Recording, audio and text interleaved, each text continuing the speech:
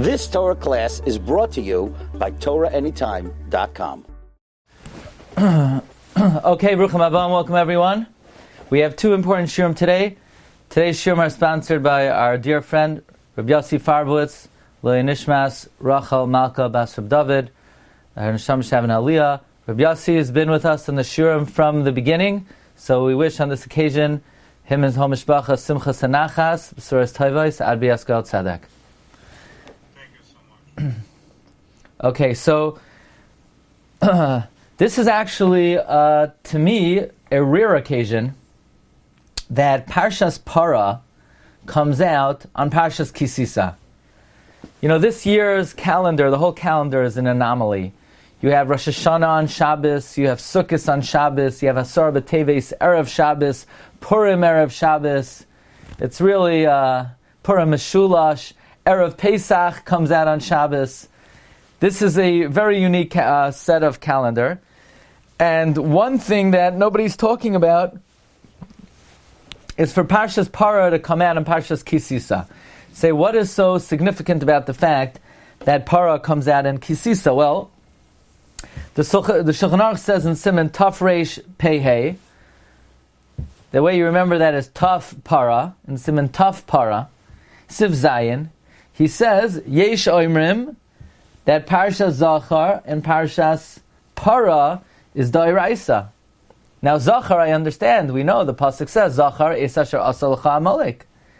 But why would Parshas Parah be Dairaisa? I mean, Parshas Parah, we're reading about the sacrifice and the burning of the red heifer, and anyone who is Tamei Meis would not be allowed to bring the Korban Pesach. They would have to be purified to bring the Korban Pesach. So maybe back when the Beis HaMikdash was standing, we could make a case that Parshas Parah is Dairaisa. But why Bisman Hazeh would Parshas Parah be Dairaisa? We're in Chumash, even back in the day, where in the Chumash does it say you must read Parshas Parah? It doesn't say anywhere you have to read about the Parah Aduma. And even more surprising, in Orach Chaim in Siman Kuf Mem Vav, Shulchan Aruch does not bring down a machlokes. He just brings flat out Parshas Parah is Dairaisa. Shulchan Aruch says Parshas Parah is Dairaisa. You need a minyan. And the opinion of the Piskei Tosfos and the Rashba in the first parak of Brachos, Parshas Parah is Dairaisa. The Lechem Mishnah in Parak Zayin of Hilchos Brachos and the Magen Avraham in Siman Taf Reish Pei Hey ask, how in the world could Parshas Parah be Dairaisa? They say, De be'emes ein tam b'kriyasa medaraisa v'gam lo yadan heichar miza. And therefore the Magen Avraham concludes, as well as many Achronim, the Bach and the Shla, that Parshas Parah is only Drabanan. Comes Aruch HaShulchan, and Aruch HaShulchan attempts to try to defend the position that Parshas Parah is Dairaisa. And Aruch HaShulchan discovers and uncovers an indication in the laning of Parshas Parah that it's Dairaisa. First it says, V'haisa levnei Yisrael lechukas oilam, that the mitzvah of Parah Aduma applies ledoros, for all generations. Which means even when the Beis HaMikdash is no longer standing, one could sprinkle themselves with the ashes of the Parah Aduma. So in other words, lechukas oilam means you don't need the Beis HaMikdash to sprinkle the ashes of the Parah. If you somehow got a hold of the Parah Aduma Bisman Hazeh, you could sprinkle yourself with it. In fact, the Gemara in Chagiga on Daf Chaf Hey says, Chavraya medakin begalila, that the Tamid Chachamim in the Galilee would purify themselves with the ashes of the Parah Aduma, even though it was in the times of the Amoram when the Beis HaMikdash was not standing. In other words, actually, to be more correct, the Gemara says, Medaka begalila, they would purify their wine and oil in the Galil. Now, how could they purify their wine and oil? They were all Tamei Mesim. It must be, says the Mishnah Melech in Hilchas Avelos, that the Amoraim still had the Efer of the Parah Aduma.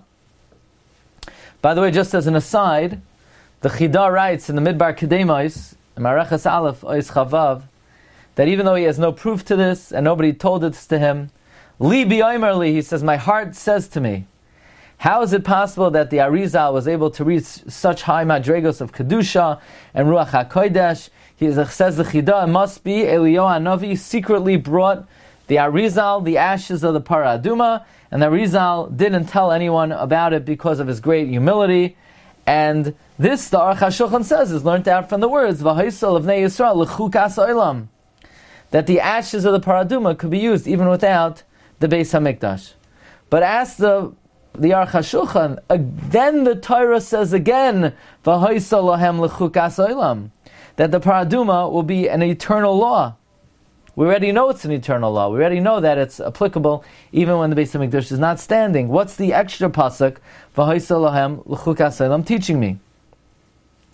Says Aruch HaShulchan, the second pasuk teaches us that even though we no longer have the ashes of the Parah Aduma, there's a mitzvah d'oraisa to read the parsha of the Parah Aduma once a year.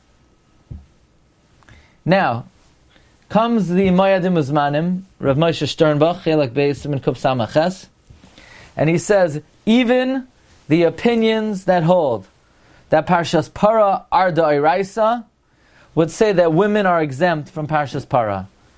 Meaning you don't have to worry, have a women's reading of the red cow. No, you don't have to have any reading of Parshas Parah for women. Women are not obligated in Parshas Parah. The reason is because it's a chiyuv that is devolved on the tzibur, and women are not chayiv in carbonized tzibur. By the way, an important idea is, you know that beverage called Red Bull? Well, the owner of Red Bull passed away Shabbos Parshas Parah. So that's mamish hashgacha pratis. Okay. Anyway, I came across an incredible explanation for the opinions that hold Parshas Parah d'oraisa in the Malbim's commentary to Orach Chaim. They recently republished, everyone knows about the Malbim and his commentary to Tanakh. The Malbim's commentary to Tanakh is from the most important commentaries to Tanakh. In fact, the Beis Halevi says there are certain psukim in Tanakh that none of the Rishonim were able to explain other than except the Malbim himself, and the Malbim only Baruch HaKodesh was able to explain it. In fact, the Chavetz Chaim says that understanding how Chazal were able to derive certain drashos is not something that people of our stature could comprehend. Only a Gadol b'Yisrael, the likes of the Malbim, could really plumb the depth of the source of Chazal's drashos. Well, the Malbim wrote a perush on Orach Chaim called Artzis HaChaim that the Mishnah Berurah quotes almost on every page. And the Artzis HaChaim, by the way, my grandfather, you should live and be well, Harav Mordechai Leib Glatstein, Shlita, Sheyechiu L'Orach Yamim V'Shanim. His grandfather, Harav Mordechai Leib Glatstein, was the Rav in the city of Linshitz when the Malbim was thrown out of one of his Rabbonosim, and he came to Linshitz on an Erev Shabbos, and he spent some time in that city writing the Perush of the Malbim. So my great-great-grandfather was very close with the Malbim. In fact, my grandfather, Mard Chaleib ben Yechiel Michal, his initials are Malbim. Mard Chaleib ben Yechiel Michal. Anyway, the Malbim quotes the Magen Avram. Magen Avram in Siman Samach says that there are certain momentous occasions in Jewish history that we are required to remember every day. Number 1, Matan Torah. Number 2, Har Sinai. Number 3, the Masa Amalek. Number 4, the story of Miriam. Number 5, we have to remember Shabbos. And adds the Magen Avram, there's another momentous occasion that we have to remember every single day, and that is the Chet HaEgel, the sin of the golden calf. Now, I'm not sure that's something that we want to remember every day, but the Magen Avram says there is a chiyuv to remember the sin of the golden calf. In fact, the Torah warns us, Zachar es asher hiktsafta es Hashem lech b'midbar. Remember how you angered the Lord in the desert. That refers to the Chet HaEgel. Says the Magen Avram, now some people have a custom to say Sheish Zechiros at the end of davening. No, it's not necessary. These 6 remembrances are all referenced in davening. They're all referenced in the bracha of Ahava Rabbah and Kriya Shema. How's that? Says the Magen Avram. And you have it on your sheet. Let me make it even bigger. Magen Avram says, Isa bekavanos uviksavim. We find in the writings of the Arizal, v'hazachiros halalu he mitzvah saseh. These remembrances are a positive commandment. Lachein, therefore, kishayoymar ubano bacharta, when you say the words ubano bacharta and you selected us, you should remember Matan Torah. V'keravtanu, you brought us close, Maimed Har Sinai. L'shimcha hagadol, to your great name, Masei Amalek, the story of Amalek, that God's name is not complete until Amalek is destroyed. L'hoidois l'cha, to thank you. Hapeh lo nivra rak l'hoidois. The mouth was not created only to thank Hashem, v'lo l'daber lashon hara, not to speak lashon hara, and that's what Miriam did. V'zehu zechiras masa Miriam. Uzachartem es kol mitzvos Hashem. You should remember all the mitzvos of God. That is remembrance for Shabbos. In Shema, when you say Uzachartem es kol mitzvos Hashem, that's Shabbos sheshkula keneged kol mitzvos. Okay. Now, when you say V'havienu l'shalom me'arba kanfos ha'aretz, you should place the dalin kanfos of the talis that's on your shoulder below, and you should gather the 4 tzitzis. But what about the 6th zechira? Uvayalkod Parshas b'chukos mevi gamkein zachar es asher k'tzafta Hashem lekach b'midbar. Remember how you angered God in the desert. Zachar b'peh. Remember it in your mouth. Ayin sham b'shem asafri. So that means there's a mitzvah d'oraisa to remember the Maisa of the Egel. So it says in Magen Avram, when do we remember the Egel? It says in Magen Avram, V'nira li sheyazker zeh kisheyoymar bi'ahava.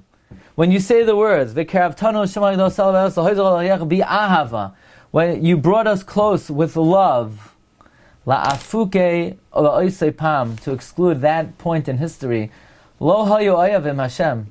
We did not love God.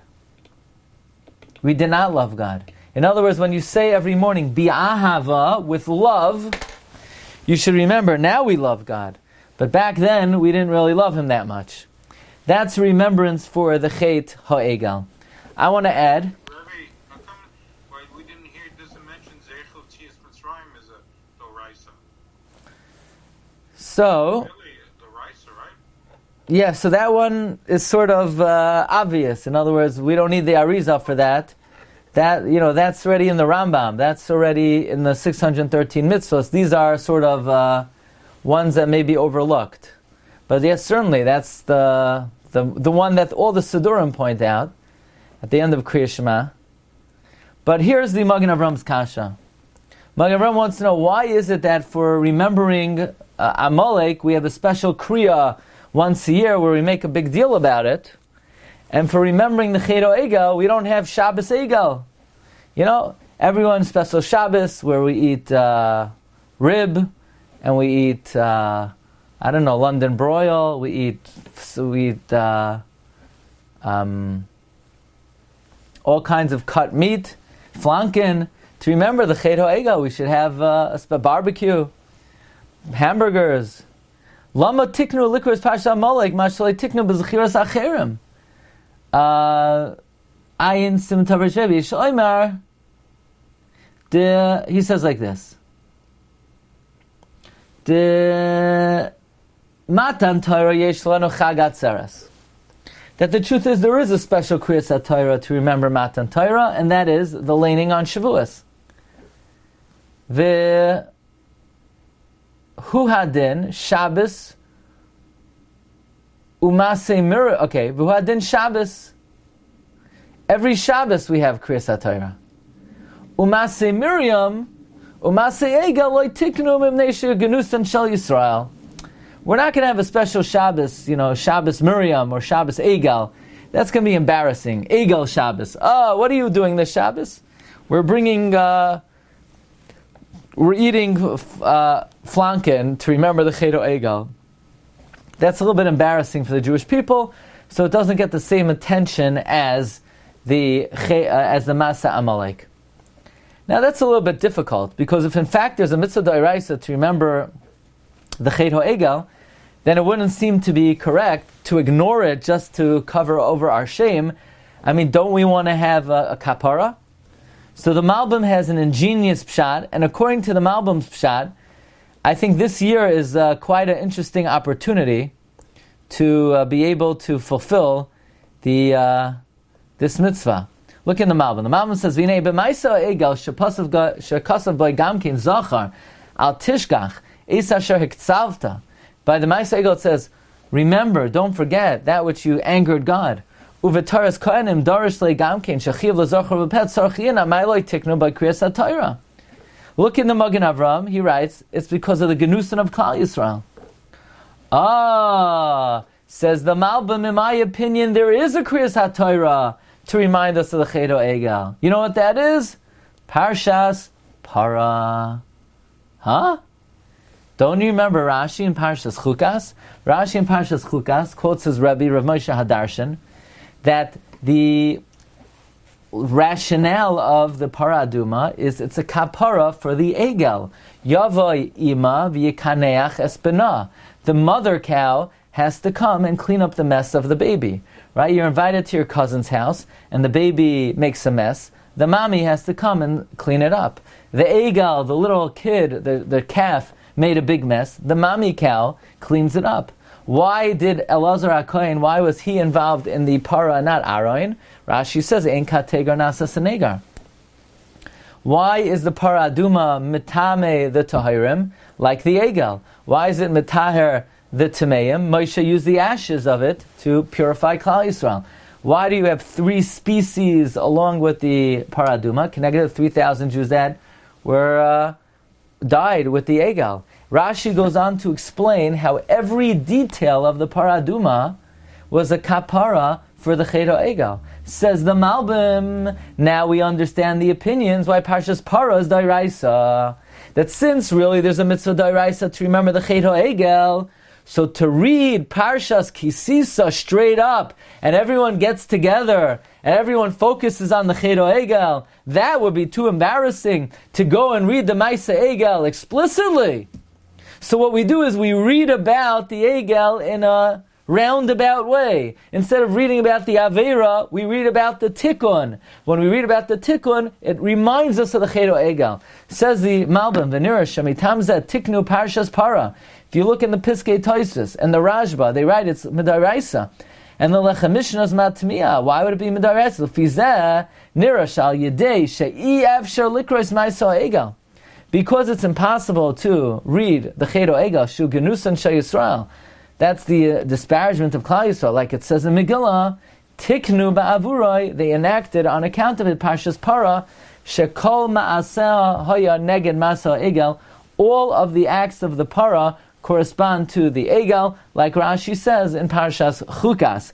So this is quite an ingenious mahalach and approach to explain the opinion of the Piskei HaTosfos and the Rashba that Maseh Egel, that reading the Egel, the reading Parshas Parah is Dairaisa. Why is it Dairaisa? Which mitzvah in the Torah is it? Zachar al tishkach es asher hiktzavta es Hashem Elokecha ba midbar. Now, I want to share something with you, a thought. So it comes out, on the one hand, that for the sake of covering over the embarrassment of the Jewish people, instead of reading the Maisa Egel explicitly, we read it backhandedly by reading Chukas. So to me, this year would provide a very unique opportunity. Because this year on Parshas Parah, not only are we reading the Tikkun, we're reading the Ched itself. So how often on Parshas Parah do we read the narrative and we read the rectification? So in other words, when we're reading the narrative, we may not be aware that the narrative is the focus, because on a typical year we only read the Tikkun. But on this year, according to the Malbim, it comes out quite significant that we're reading not only the Tikkun, but we're reading the account as well. Now, on a regular year, when we don't read the story, this would seem to be a little bit of a weak way of remembering the sin of the Egel. After all, why are we supposed to remember the sin of the Egel? It's a rebuke, it's musar, it's a lesson, it's a teaching. Don't do this is terrible. And it would seem that this approach of, instead of remembering the narrative, remembering the tikkun, and as a backhanded way to remember the story, it would seem to be a little bit of a watered down way to be Maichiach Klal Yisrael. But upon further thought, sometimes in life, a indirect approach is much more effective.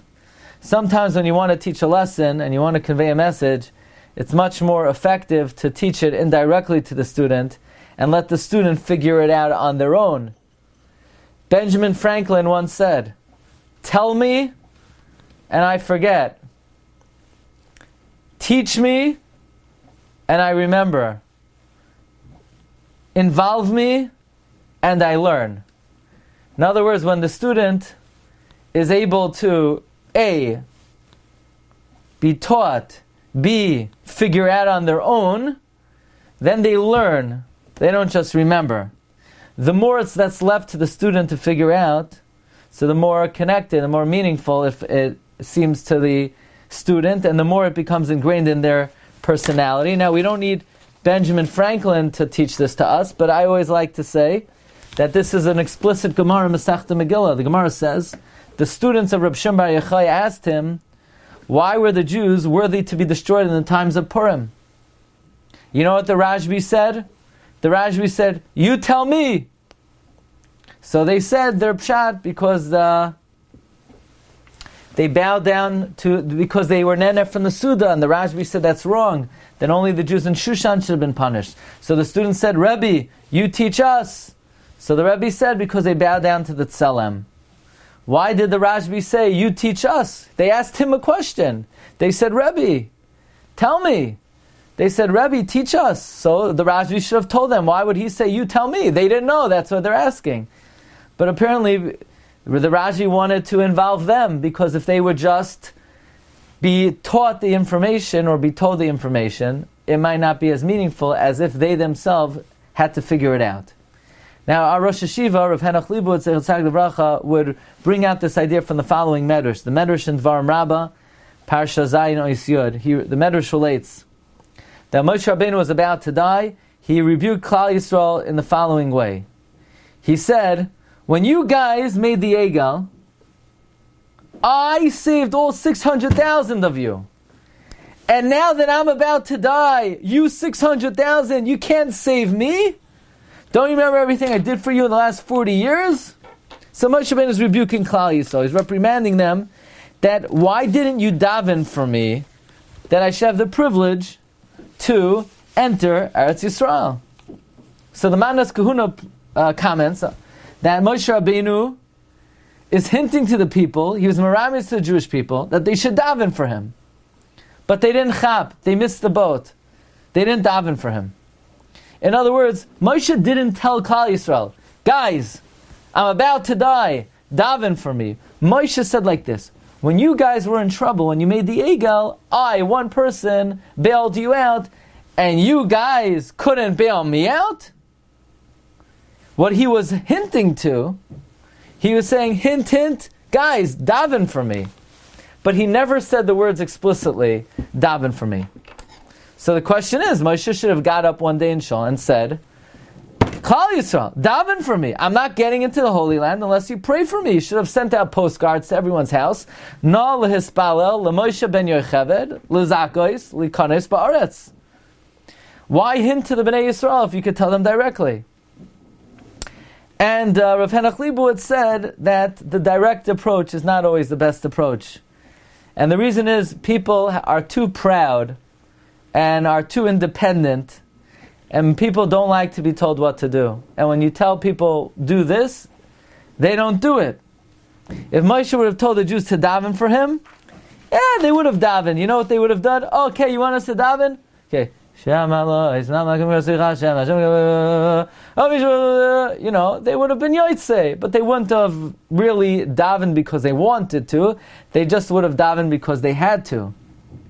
Because we all know that people do mitzvahs more besimcha when they do it on their own than if someone shoved it down their throat. The Samer Rebbe used to say that he remembered every single thing he ever learned except for his bar mitzvah pshatal. Because everything he learned what he wanted to learn. His bar mitzvah pshato, they rammed it down his throat, so he doesn't remember it anymore. So Moshe understood the only way Klal Yisrael would be able to daven with all of their hearts is if he hinted it to them and they were figuring it out, they would figure it out on their own. And we could apply the same thing to Parshas Parah. Parshas Parah is a kiyum da'iraisa of the mitzvah to remember the Egal. So why doesn't God just rebuke us straight for the Egal?